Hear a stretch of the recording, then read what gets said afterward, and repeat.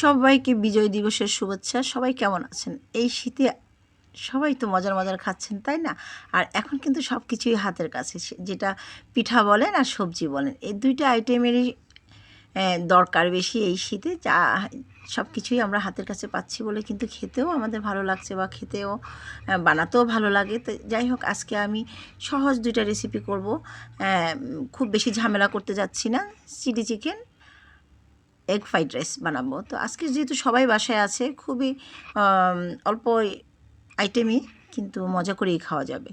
তারপরে তো এখানে আমি কিউব কাট করে চিকেন নিয়েছি, ছোট ছোট করে কেটে দিয়ে দিলাম আদা, রসুন, গোলমরিচের গুঁড়ো, একটা ডিম, কর্নফ্লাওয়ার, তারপর লেবুর রস এক পিসে ভালোই রস হয়েছে। আর এখন না যা কিছু কিনছি মাশাল্লাহ, সব কিছুই মনে হচ্ছে যে কোনোটাই খারাপ বলতে পারছি না, সব কিছুই ভালো লাগছে। আর এখনকার সবজিগুলো খুবই সতেজ এবং টাটকা। তারপরে তো এটাকে মেখে নিয়ে কিন্তু আমি প্রায় 30 মিনিট রেখে দিয়েছিলাম। দিয়ে তারপর আবার চলে আসলাম রান্নাঘরে। তেলটা গরম হয়ে আসছে, এরকম মানে একটু ফাঁক ফাঁক করে দিব। সব গুলো একসাথে দিব না, দিলে কিন্তু জড়িয়ে যাবে, যার জন্যে একটু আলাদা আলাদা যেন থাকে। তা একটু সময় নিয়ে ভাজবো। আর এইটা বেশি জোরে যদি আমি চুলার আগুনটা বাড়িয়ে দিই, দেখা যাচ্ছে যে এটা উপরের অংশটা পুড়ে যাবে, ভিতরের অংশটা ভালো হবে না।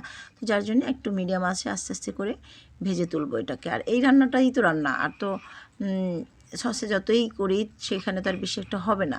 যার জন্য একদম সতর্কভাবে সুন্দর করে যেন প্রত্যেকটা ভাজা হয় সব অংশে। তারপরে ওই তেল এই ভেজে নিচ্ছি, রান্নাটা করব তো এখানে অনেকটা বেশি তেল আছে বলে কিছুটা তেল আমি সরিয়ে নিয়ে বাকি তেলে আমি দিয়ে দিয়েছি রসুন আর আদা একদম মিক্স করে কাটা, সেটা দিয়ে তারপর দিলাম পেঁয়াজ, দিয়েছি কিউব কাট করে, তারপরে দিলাম ক্যাপসিকাম, দিয়ে দিলাম চিকেন ভাজাটা, দিয়ে তারপরে টমেটো সস, একটু চিলি গুঁড়ো দিয়েছি, তারপরে দিলাম সয়া সস, ভিনেগার, সব কিছু একসাথে দিয়ে আমি ভালো করে মিশিয়ে নিচ্ছি। তো আমি যেহেতু চিলি সস বানাচ্ছি, একদম ঝাল যেন বেশি হয়, তার জন্য আমি কিন্তু অনেকগুলো মরিচও দিয়েছি, হয়তো ক্যাপসিকামের সাথে বোঝা যাচ্ছে না। আর গোলমরিচের গুঁড়োটাও আমি কিন্তু বাড়িয়ে দিয়েছি, প্রায় 2-3 বার দেওয়া হয়েছে, যার জন্য আমি এই কথাটাই বললাম যে চিলি চিকেন মানে চিলি চিকেনই খাবো, একদম ঝাল, মুখ পুড়ে যাবে। তারপরে তো আমার চিলি চিকেনটা হয়ে গিয়েছে, তার দিয়ে দিলাম এইখানে তেলে সে একই জিনিস, আদা কুচি, রসুন কুচি দিয়ে একটু ভেজে নিয়ে দিয়ে দিয়েছি 2টা ডিম। ডিমটা একটু কাঁচা, মানে কাঁচা অবস্থায় আমি ভেঙে দিচ্ছি যেন সফট থাকে, বেশি ড্রাই হয়ে গেলে দেখা যায় ওইটা একদম চামড়া চামড়ার মতো মনে হয়। তো একটু নরম থাকা অবস্থায় এইভাবে স্ক্রাম্বল করলে সেই ডিমটা খেতে বেশি ভালো লাগে। তা আমি অনেকটু উঠে ফেলছি, ফেলে এখানেই দিয়ে দিলাম গাজর কুচি। গাজরটাকে আমি জুলিয়ান কাট করে করে কেটে নিয়েছি, দিয়ে দিয়েছি বাঁধাকপি 1 কাপের মতো, তারপরে কিছুটা ক্যাপসিকাম, সবুজ ক্যাপসিকাম দিয়ে ভালো করে ভেজিটেবলগুলোকে ভেজে নিচ্ছি, সাথে গোলমরিচের গুঁড়োও দিয়েছি।